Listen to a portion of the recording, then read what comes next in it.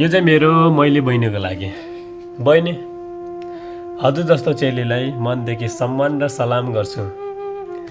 किनभने आफ्नो घरको जिम्मेवारी बोकेर आफ्नो भएको बाबु छोराछोरीलाई छोडेर अनि आफ्नो घरको परिवारले छोडेर जानु भनेको कुनै सानो कुरो हुँदैन।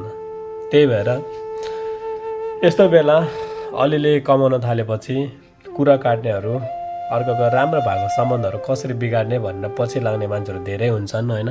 त्यही भएर यस्तो कुराहरू केही गरे आफूलाई त्यस्तो कुराहरू आइरह्यो भने कसैको कुरा नसुन्नु भन्न चाहन्छु।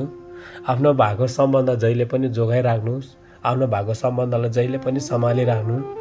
कसैले के भन्नुभन्दा अगाडि आफ्नो मान्छेसँग सल्लाह राख्ने गर्नु, बुढाबुढी श्रीमती अथवा सल्लाह गरेर निर्णय लिनु, के गर्दा ठिक होला के गर्दा बेठिक होला भन्ने कुरो सोच्नु होइन। मेरो बुनु जहिले पनि आफ्नो ख्याल राख्नु है।